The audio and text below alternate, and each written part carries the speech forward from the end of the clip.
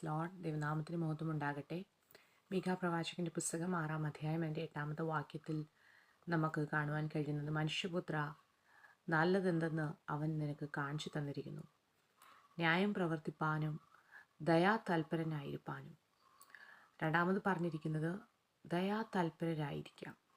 ഇംഗ്ലീഷിൽ കൊടുത്തിരിക്കുന്നത് to love Mercy, അതായത് ദയ എന്നുള്ളതിനെ സ്നേഹിക്കുക, ദയയോടെ താല്പര്യമുള്ളവരായിരിക്കുക, ദയ പ്രവർത്തിക്കുക അല്ലെങ്കിൽ ദയ കാണിക്കുക എന്നുള്ളതാണ് ദൈവം നമ്മെക്കുറിച്ച് ആഗ്രഹിക്കുന്നത്.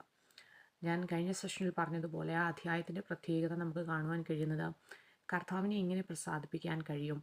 യാഗങ്ങളിലോ മറ്റ് നേർച്ചകളോ അങ്ങനെ പുറമേ നാം ചെയ്യുന്ന കാര്യങ്ങളോ പുറമേ നാം ദൈവത്തിന് കൊടുക്കുന്ന കാര്യങ്ങളിലല്ല, അതിൽ അപ്പുറമായി നല്ലതെന്താണെന്ന് ദൈവം കാണിച്ചു തന്നിരിക്കുകയാണ്. എന്നിട്ട് പറയുകയാണ്, ദയ തൽപരരായിരിക്കുക, ദയ കാണിക്കുക. ദൈവമക്കളെ, നമ്മുടെയൊക്കെ ക്രിസ്തീയ ജീവിതത്തിൽ നാം പ്രാക്ടിക്കൽ മേഖലയിൽ പ്രായോഗിക വശത്ത് കൊണ്ടുവരേണ്ട ഒരു കാര്യമാണ് ദയ എന്നുള്ളത്.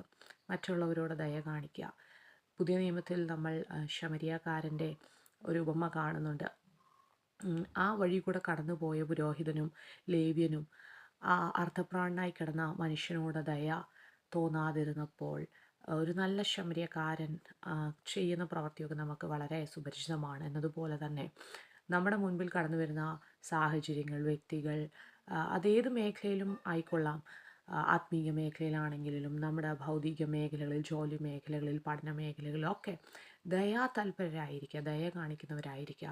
അത് കർത്താവ് ആഗ്രഹിക്കുന്നൊരു കാര്യമാണ്. നമ്മുടെ ജീവിതത്തിൽ നാം ആയിരിക്കുന്ന ഓരോ മേഖലകളിലും മറ്റുള്ളവരോട് ദയ കാണിപ്പാൻ, ദയയോടെ പെരുമാറാൻ, അവരെ ക്ഷമിക്കാൻ, അവരെ സ്നേഹിക്കാനൊക്കെ ഒരു നല്ല മനസ്സിൻ്റെ ഉടമകളായി നമുക്ക് തീരുവാൻ കഴിയണം. പുതിയ നിയമത്തിൻ്റെ ഒരു കൽപ്പനയും അത് തന്നെയാണ്. നല്ലവരുടെ മേലും ദുഷ്ടന്മാരുടെ മേലൊക്കെ മഴ പെയ്യിപ്പിക്കുന്ന ദൈവം, ഒരു വേർകൃത്യം പോലും കാണിക്കാത്ത ഒരു നല്ല സ്വർഗീയ അപ്പൻ്റെ മക്കളാണ് നിങ്ങൾ എങ്കിൽ നിങ്ങളും അങ്ങനെ തന്നെ ചെയ്യുവീൻ, നിങ്ങളും അവരോട് ക്ഷമിപ്പീൻ എന്നൊക്കെ യേശു കർത്താവിൻ്റെ ഗിരിപ്രഭാഷണത്തിൽ നമുക്ക് കാണുവാൻ കഴിയുന്നത് പോലെ തന്നെ ദയാതൽപരരായിരിക്കാൻ കർത്താവ് നമ്മെ ഓരോരുത്തരെയും സഹായിക്കട്ടെ.